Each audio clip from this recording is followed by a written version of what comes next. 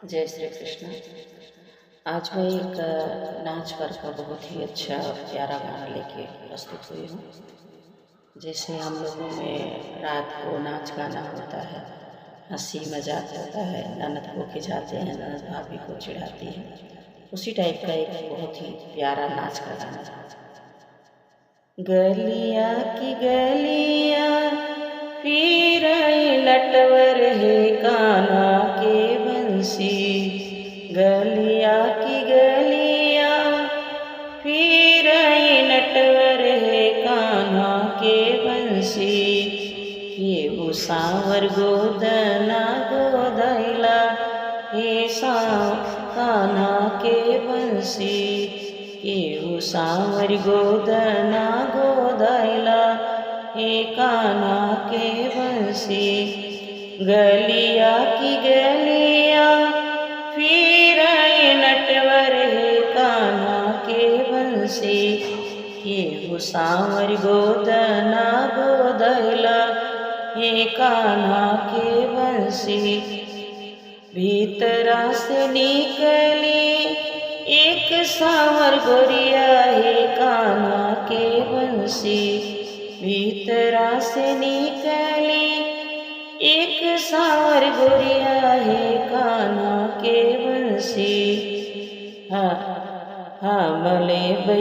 हम नटवर गोदना गोदाई बहे कान्हा के बंसी, हम नटवर गोदना गोदाई बहे कान्हा के बंसी। किया तू भूले बा नटवर आन धन सोनवा है कान्हा के बंसी, किया तू भूले बा नटवर आन धन सोनवा है कान्हा के बंसी। कियले बनन दी हमार, कियले बनन दी हमारी हे कान्हा के बंसी, कियले बनन दी हमारे हे कान्हा के बंसी। नाही हमले बैसारी आन धन सोनवा है कान्हा के बंसी, नाही हमले बैसारी आन धन सोनवा है कान्हा के बंसी। हमले बैनन दी तोहारी हे कान्हा के बंसी, हमले बैनन दी तोहारी कान्हा के बंसी। गोदना गोदाई सारी गईली महलिया है कान्हा के बंसी, गोदना गोदाई सारी गईली महलिया है कान्हा के बंसी। नदी के हथवा दी पकड़ आई है कान्हा के बंसी, नदी के दी पकड़ आई हे कान्हा के बंसी। परुआ कुदार कई के आए वीरन भैया, परुआ कुदार कई के आए वीरन भैया हे कान्हा के बंसी। कहाँ गईली बहिनी हमारी कान्हा के बंसी, कहाँ गईली बहिनी हमारी हे कान्हा के बंसी। गलिया की गलिया फिर नटवर है कान्हा के बंसी, ये सांवर गोदना गोदाई हे कान्हा के बंसी।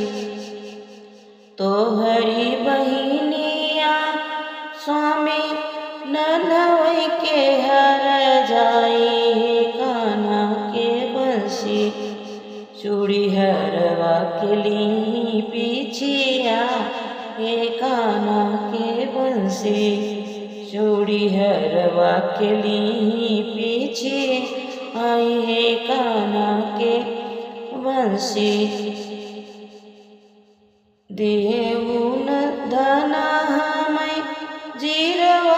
सेतुआ है कान्हा के बंसी देहु न धना मैं सेतुआ से जिरवा है कान्हा के बंसी बहिनी खोजन हम जाब कान्हा के बंसी बहिनी खोजन हम जाब हे मोहन के बंसी एक बन गईले स्वामी दूसर बन गईले हे कान्हा के बंसी एक बन गईले दूसर बन गईले हे कान्हा के बंसी तीसरे में चूड़ी हरवा के गाँव है कान्हा के बंसी तीसरे में नटवर के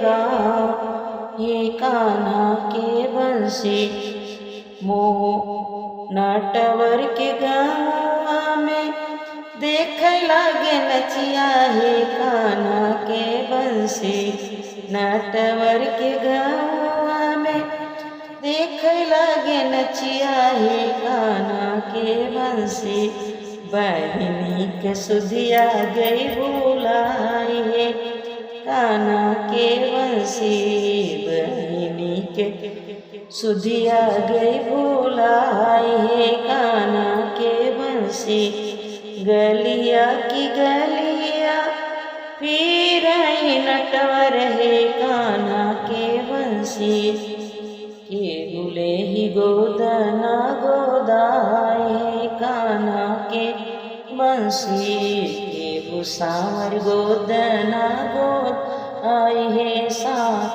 कान्हा के बंसी।